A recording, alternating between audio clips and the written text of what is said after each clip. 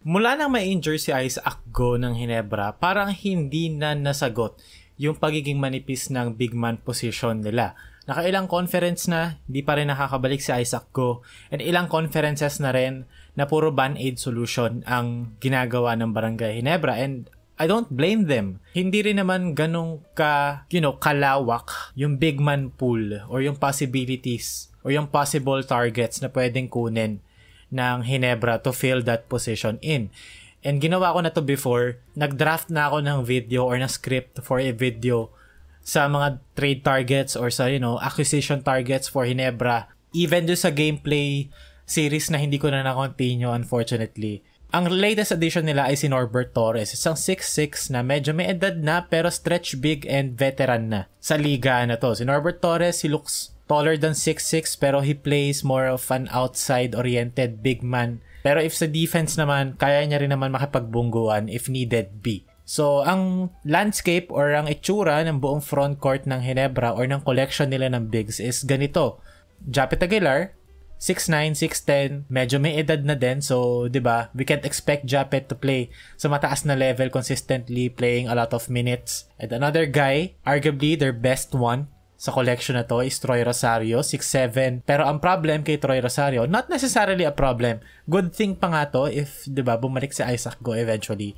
Troy Rosario is a 6'7", pero is not really a center, is more of a 4. Power forward, kumbaga. And again, Norbert Torres, 6'6", medyo may edad na, pero can shoot from the outside.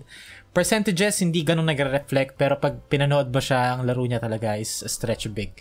Then another guy, Ben Adamos. I'd say Norbert Torres is an upgraded version of Ben Adamos. Adamos naman is a 6'7". Sa mga magandang araw, sa best days ni Benedict Adamos, he's a backup. Most of the time, he's a third stringer. And then Raymond Aguilar arguably played better than Ben Adamos last conference, pero ang downside kay Raymond Aguilar is more of a locker room guy. Pero if pasok mo naman siya, gagawin naman niya yung role. He knows the role, he knows the system. Pero again, he's Raymond Aguilar, 6'5", can shoot occasionally, can somewhat defend, pero we cannot really expect Raymond Aguilar to be the savior. And then again, Isaac Go, 6'7", stretch big, can play make sa trail, merong konting post moves, not the most mobile, pero it doesn't really matter. Triangle naman ng sistema ni Coach Tim Cone. And I think they're playing the waiting game with Isaac Go. Gets ko kasi yung skill set kasi ni Isaac Go is very unique. It also doesn't require him to be, athletically superior. Pero according to articles, parang mga Q1 of 2026 pa.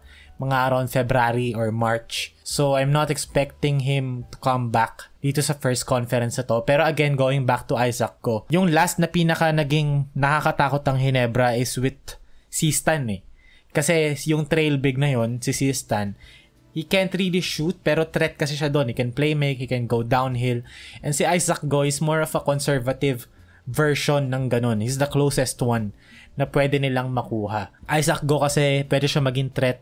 Ito yung nawala pala. Gusto ko lang, i-tangent lang. Napansin nyo ba nung nawala si Sistan sa Ginebra, nawala rin yung mga backdoor cut, yung mga bounce pass papunta sa cutters, or finding the cutters in general. Kaya nagmukhang stale or stagnant yung triangle nila kasi wala silang playmaker sa big man position as of the moment. Even adding Norbert Torres, yes, Norbert Torres is a trail big. He can operate from the top, pero is not necessarily a playmaker like a guy like Isaac Go. And if we think about it, sino ba yung mga ganon sa liga na to? And ang konti lang din ng options. Kung titingnan natin yung mga ibang teams, di ba? Jason Perkins sa Phoenix, he's not tall.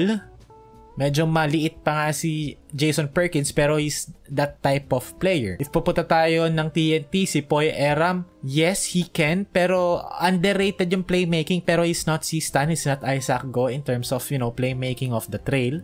We can also look at a guy like Kaylan Chongson, pero Kaylan Chongson is more of a forward, is more of a Troy Rosario. So kumbaga yung skill set kasi ni Isaac Go is really unique to Ginebra. Pero, ang problema nga, hindi available si Isaac Go. So, I think Ginebra is playing the waiting game. They're not trying to make big moves. Since nakuha na rin naman nila si Troy Rosario sa free agency, without really letting go of someone big enough in terms of, gravitas sa team. Losing Jamie Malonzo, though, is really a big punch to the team. Big hurdle for the team to cover up. Kasi si Jamie plays a lot of 3 and 4 position. So we might see either Stephen Holt playing the 3 more or maybe Troy Rosario playing the 3. Pero why would you do that? Kasi kulang ka nga sa bigs and si Troy is kind of a 4 or a twinner between 4 and 5. So meron talagang problema in terms of depth para sa Ginebra and having a legitimate big man. Kasi si Isaac Go, yes, 6'7", 6'8 at best. Pero yung skill set kasi niya is really perfect para sa kung anong gustong gawin ni Coach Tim with Ginebra and really unlocks their offense. Yes, nag-struggle siya last time he played with Ginebra.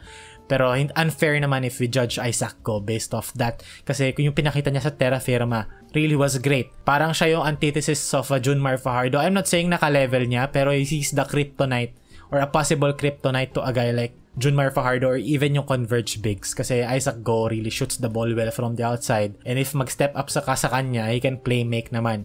Find the cutters. Which is yun naman talaga yung goal ng Ginebra offense.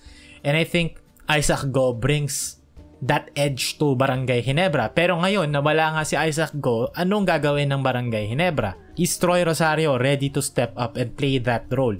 Diba? Yung playmaking ba ni Troy Rosario is going to be enough for Barangay Ginebra this upcoming conference?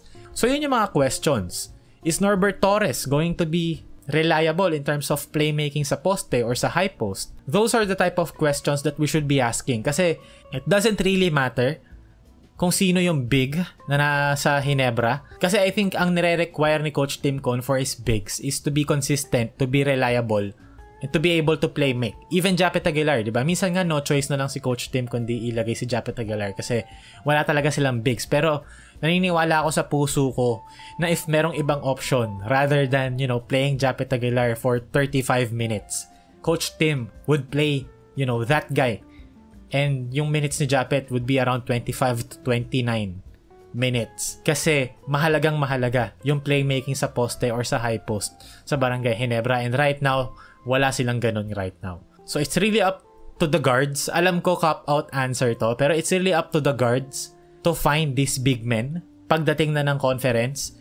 Kasi we cannot expect these guys, to transform their game drastically. Kung ano sila, di ba, konti na lang yung pwedeng i-improve in terms of, asking them to do more. Pero para sa mga gwardiya, guys like RJ Abarientos, Maverick Hanmisi, if magsistay siya, Scottie Thompson, even Stephen Holt, it's up to them to be aggressive and to be able to make the right decisions para hanapin itong mga players na to or itong mga bigs na to sa tamang position to score. Kasi kung ganito pa rin ang team nila going to the next conference, mas effective silang team if magtatakbo sila ng ball screens rather than trying the triangle offense. Kasi if they decide to run the triangle offense, they do not have the facilities to do so.